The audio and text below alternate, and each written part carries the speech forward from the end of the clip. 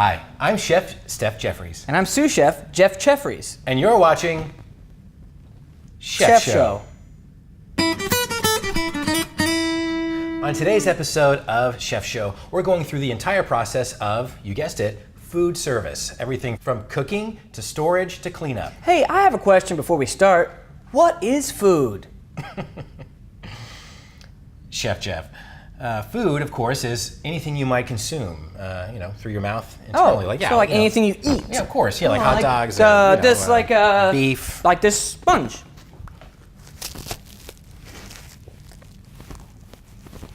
Actually, Chef, food is a raw, cooked, or processed edible substance, ice, beverage, or ingredient used or intended for use or for sale in whole or in part for human consumption. Even chewing gum. How was it? It wasn't very good. Probably needs some of this. That's what this is for.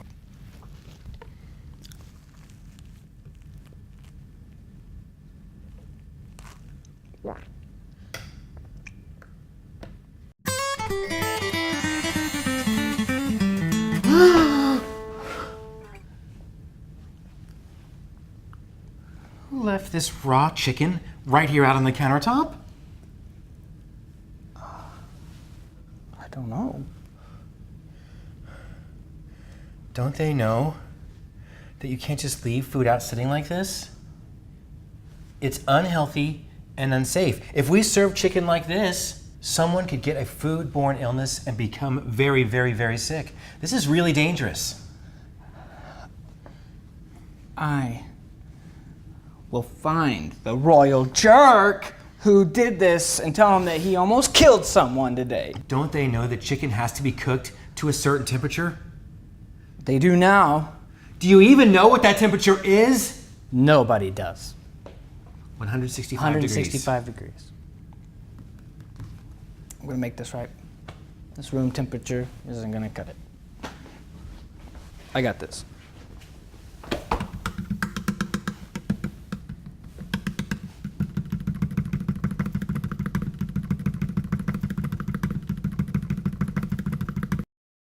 Chef, foods must be kept hot or cold to keep safe. That includes animal foods that are raw or heat treated. For example, beef, pork, chicken, turkey, corn dogs, and dairy products like milk and cheese. Also, plant food that is heat treated like veggies or fruits. Cook all meats to the right temperature. Ready to eat commercially packaged items like hot dogs and chili, 135 degrees. Whole beef, pork, eggs, and fish, 145 degrees.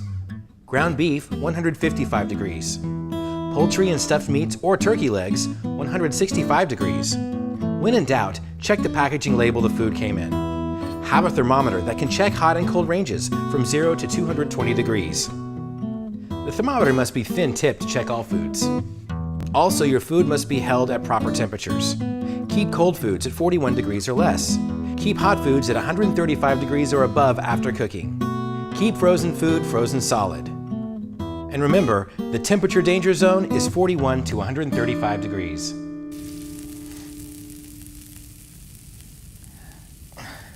Is it cooked yet?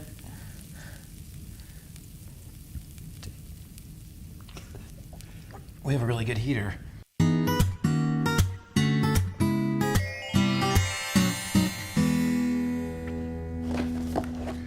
Chef, excuse me, but what are you doing? Oh, I was just gonna store my ready-to-eat corn dogs with this raw chicken. No, wait. Food storage is actually very important. If you mix and match the wrong types of food when you store them in the refrigerator or wherever you store them, you could help spread foodborne illnesses, and that's dangerous and bad. Oh. Mm-hmm. Plus, dogs and chickens don't get along. Whatever helps you remember. Keep raw foods away from ready-to-eats, foods that do not need to be cooked, for example, shredded lettuce, sliced tomatoes, and cut melons. Use different cutting boards and utensils for vegetables and meats. Keep raw foods below ready-to-eat foods in coolers. Store food in packaging, covered containers, or wrapping. Food cannot be stored on the ground. Thanks for clearing that up for me. What are you doing? Well, I'm gonna go store these. I'll separate them when I get there.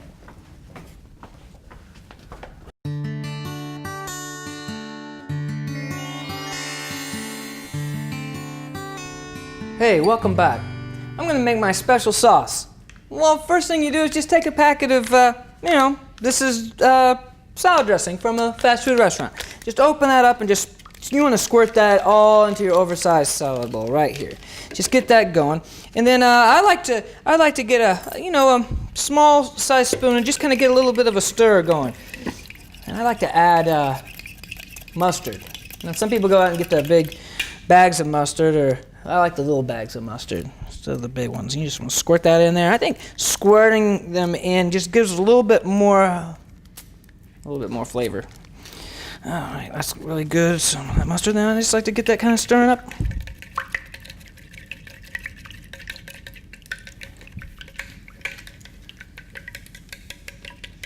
And I just like to give it a good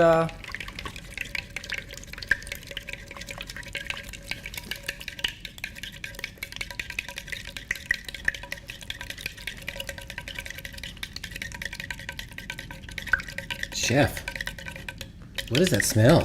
That's my special sauce. No, that's you. Chef, your fingernails are dirty. What, you're not wearing a hairnet or a beard net? Chef, your personal hygiene leaves a lot to be desired. Well, I'm a human being. Well, how am I supposed to control this? Look at me, Chef. I'm wearing protective gloves. I'm wearing a hairnet and a beard net. See, if I were to do this,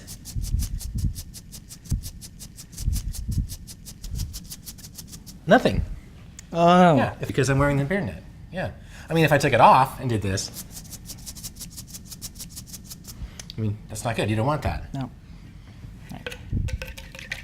You see, personal hygiene is very important. Always wear clean clothing and aprons. Keep your fingernails short, with no polish, and clean. Don't wear any jewelry. That includes rings, wristbands, watches, and bracelets. Be sure and always wear hair and beard restraints, including hats, visors, and hair or beard nets. You want to try it? Sure, why not?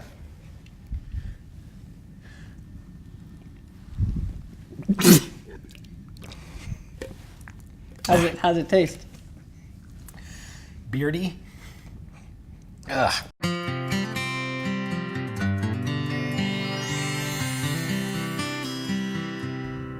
Sous Chef, do you know what the #1 critical factor is in reducing the spread of foodborne illnesses? Not eating. No. It's washing your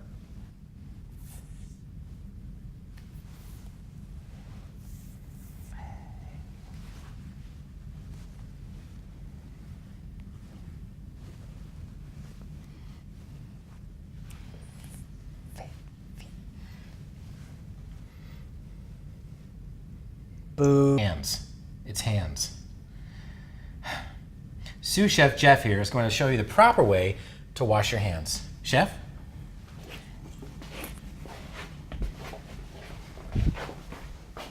First, wash your hands under clean, warm, running water for 20 seconds. Keep going. It hasn't been 20 seconds yet. Okay, stop. Apply soap to your hands. Rub your hands together vigorously for at least 10 to 15 seconds, removing soil under your fingernails, between your fingers, on your palms, and up to the part of your arms. Rinse under clean water to avoid recontamination. Dry off with disposable paper towels.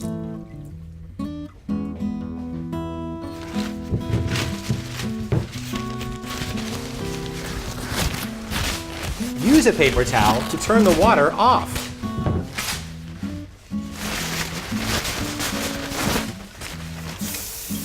And finally, hand sanitizer is not a substitute for hand washing.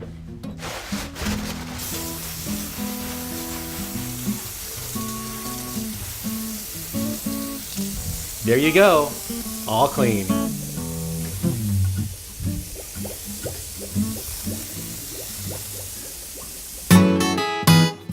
Now that our hands are spick and span, it's time to find out when you should wash your hands. That's easy. There's a song. My mom used to sing it. Okay. Do you want me to sing it right now? Whenever you're done playing in dirt, wash your hands. After you go to the bathroom, wash your hands. After you pick your nose and ears, wash your hands. After you do open heart surgery, wash your hands.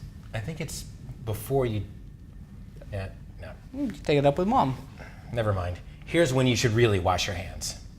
When to wash your hands: when entering booth and beginning to work, before engaging in food preparation, cleaning equipment and utensils, and unwrapped single-service and use articles, after touching bare human parts, after using the toilet room, after handling animals, after coughing, sneezing, using tissue, tobacco, smoking, eating or drinking, and after engaging in any activity that contaminate hands. Remember, gloves must be used with ready-to-eat foods. Change gloves between tasks. One task, one pair of gloves. And remember to wash in between glove changes. Gloves are not a substitute for hand washing. At the hand washing station, soap, paper towels, hand signs, and a trash can must be accessible, separated from food preparation sinks and ware washing. They must have hot water and cold water with a 100-degree minimum, not over 120 degrees. Employees must be able to submerge their hand for 20 seconds or they may be burned. So do you finally know when you're supposed to wash your hands? Yep. Your hands are clean, right? Yeah, I've washed them a bunch. Are you sure? Yep. Let's cook.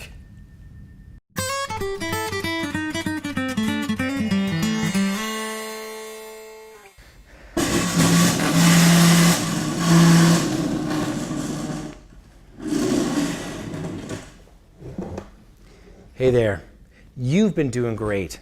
And you know what? I think you deserve a break. But a couple things to remember when you're taking your break. I know, you're thinking, I brought this big, juicy footlong to work and I just can't wait to take a bite out of it. Well, let me tell you one thing. Don't do it! Not in the prep area. Take your food out to the break area. It's unhygienic. And always when you come back, be sure to wash those hands. You're saying, look, chef, can I take a drink? You know, at least it's hot in here. There's the stove and the fire and like all the other stuff that makes you hot when you're cooking. Yeah, you can totally take a drink. You know what? You've deserved a drink, but I want you to do one thing. Don't do it in here.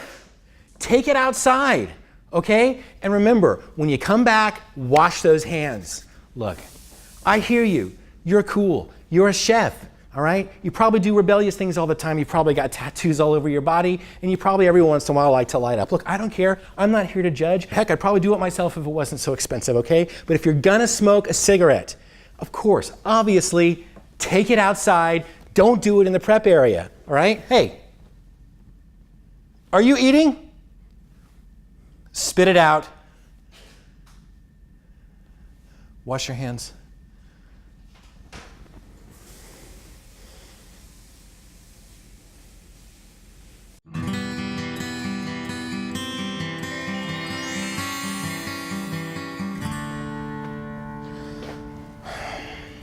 I just don't want to wait. Look, it's just for this one thing, okay? Yeah, but wait. You don't have to. I know I did not tell you about this before, okay? But it's gonna make perfect sense. Just go put it on. Just go put it on. I know. I'm the chef. You're the sous chef, okay? You do what I say. I don't think that's what that means. Go. Go. Okay, we good? We on? All right. Up next on Chef Show, we're talking pest control. Outer openings should be protected with screens and/or air curtains and fans, sealing openings from pests, vermin, and insects. What are you doing? I don't want to wear this. Take it over there and put the thing on. Just put it on, okay? It's just for this one deal. Stop it. Screening shall be 16 inches to the mesh, and air curtains must stay on. Will you stop it? And air curtains must stay on during operating hours at open windows and protect from insect entry.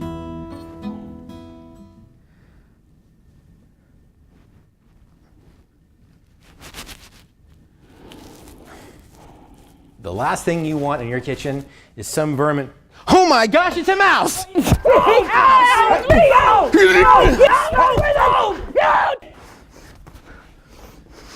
You told me to wear this! It's me! Oh, sous chef Jeff. I need you to wash these dishes, please, if you don't mind.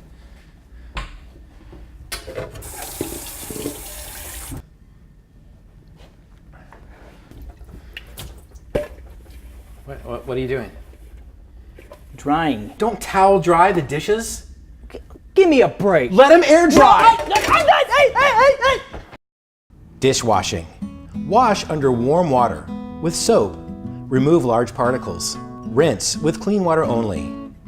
Sanitize using bleach 50 to 100 ppm.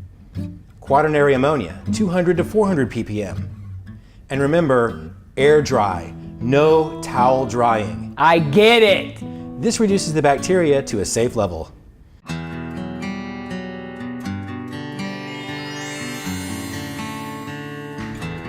Whew. What a show, huh? I bet you're parched. Well, yeah, you chased me with a bat. I said I was sorry, okay? Let me make it up to you. You want a drink? Well, I thought we can't have drinks in the workstation. For you, I'll make an exception, okay? Plus, Okay. I think I got the cure for what ails you.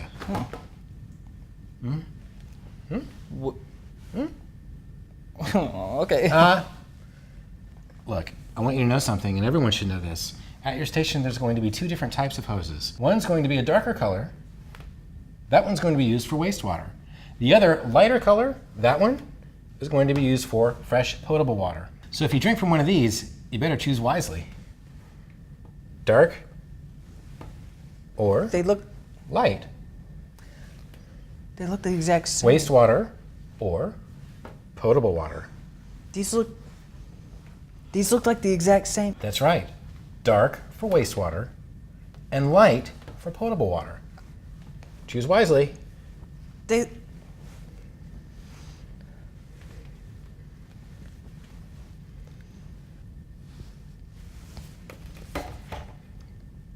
Bon appetit, pal. Water hookup and waste disposal. Use a food-grade hose for potable water. Use a dark hose for wastewater. Watch for overflow of wastewater tank. Backflow devices are required. Immediate health hazards. Close your items. No hot water. Insect rodent infestation, including flies. And surfacing sewage inside. It's good.